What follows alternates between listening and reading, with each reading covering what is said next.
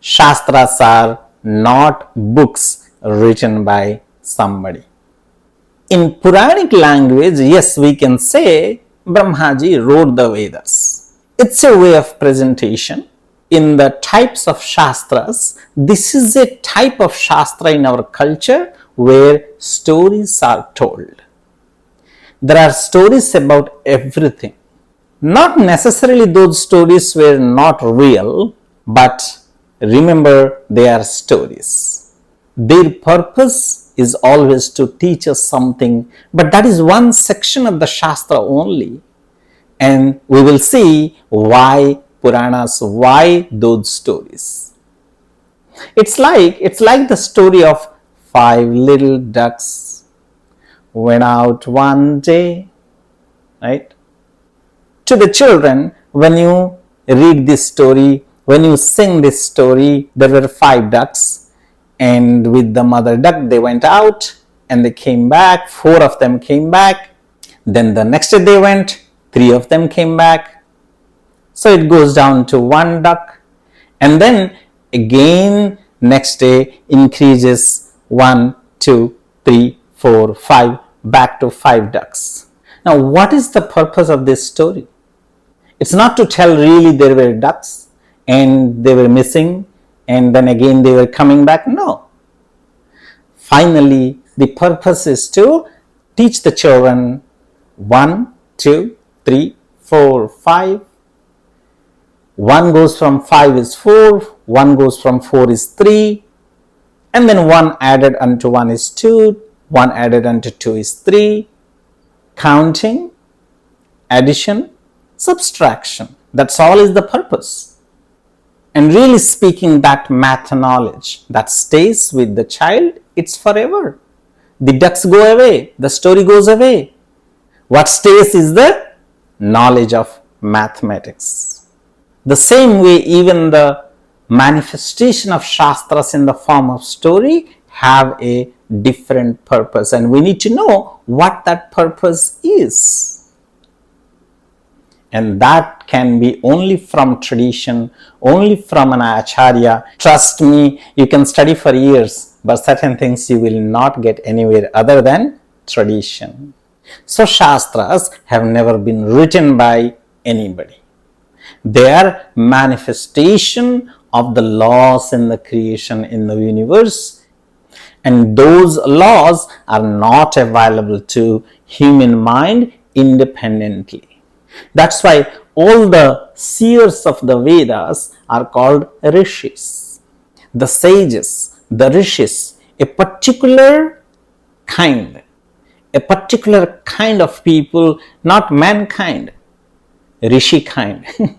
They had that special mind to see those laws in the form of mantras.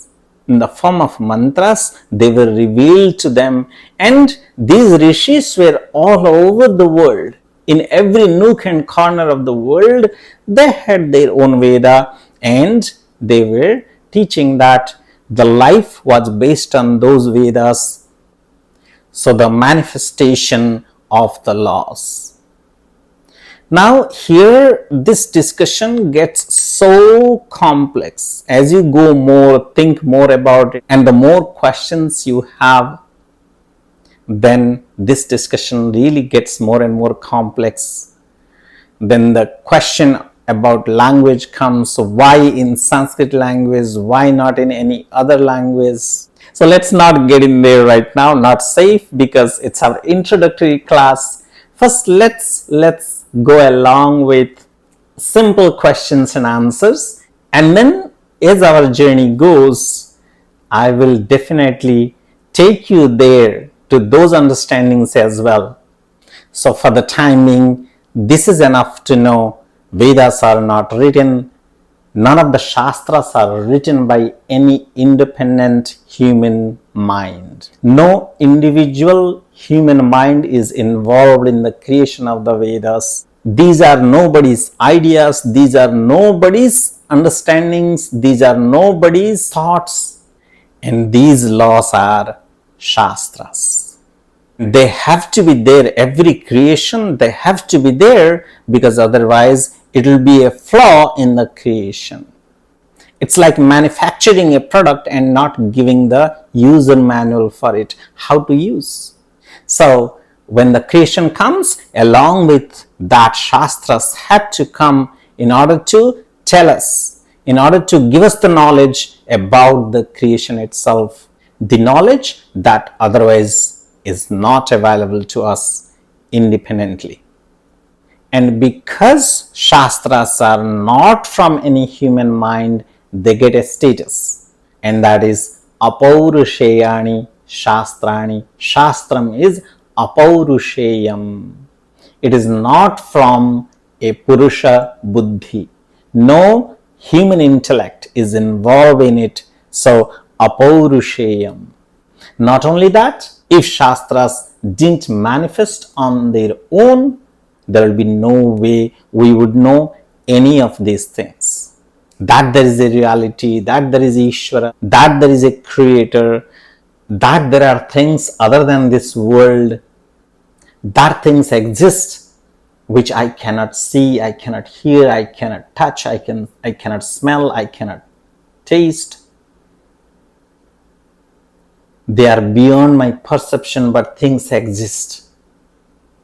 This knowledge won't be there. So Shastras are Apaurusheya, and they are here to help us. So now we said there are many types of Shastras. There are so many. Even just to list them, it will take a long time. It starts with the Vedas, and every level there are more, and it becomes a pyramid. So one could ask, is there a comprehensive way of knowing about them, understanding them? Just a quick understanding? Yes, there is. We can understand it this way. So first let us see what all are our Shastras. The Hanuman Chalisa you chant is Shastra. Vishnu Sahasranama you chant, Shastra. Satyanarayana Katha people do, Shastra. The fastings people do, Shastra. Bhagavad Gita, there is so much about life, dharma, karma, jnanam. Bhagavad Gita, Shastram. Ramayana, Shastram. Mahabharata, Shastram. Bhagavata and all the Puranas, Shastram. Smriti Shastras, Manusmriti, Parashara Smriti, Yajnavalkya Smriti, Grihya Sutras, Dharma Sutras, Shastra. Vedas, Shastra. Vedangas, Shastra. Upavedas, Dhanurveda, Ayurveda, Shastra.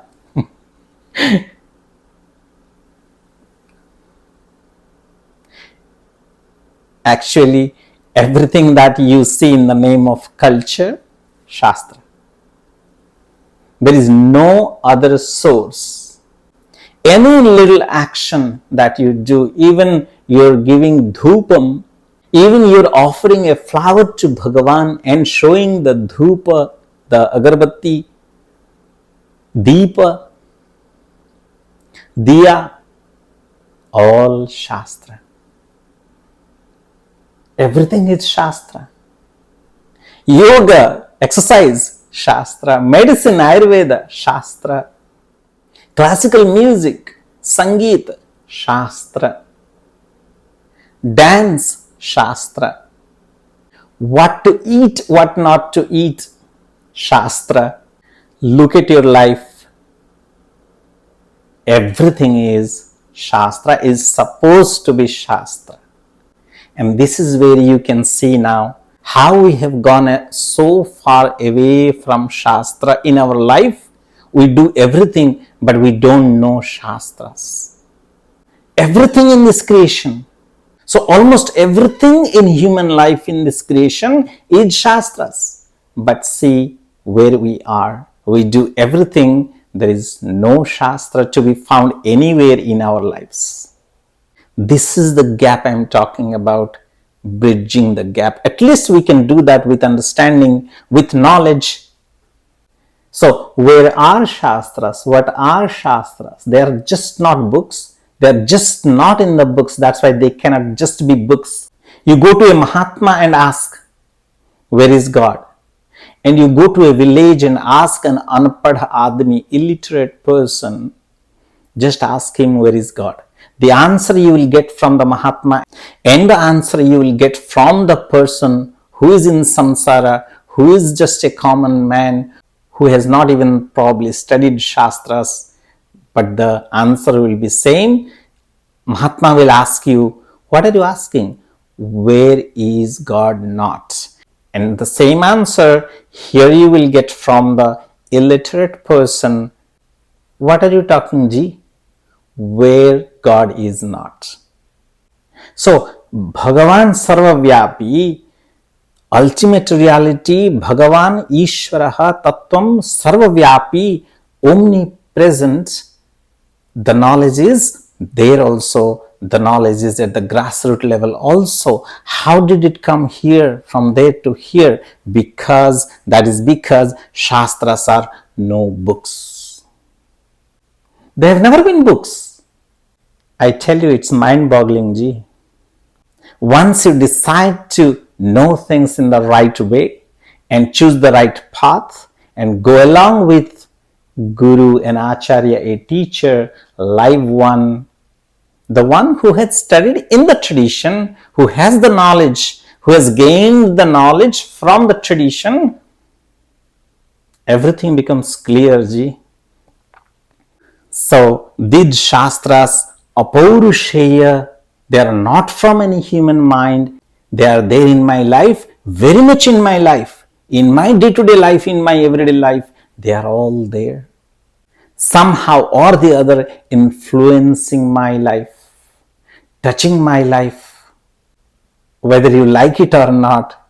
Even if you hate Shastras and culture and Hindu and whatever, you must be doing something that is from Shastras. There is no escape. Now, how to have a comprehensive idea about Shastras? Let's look into that.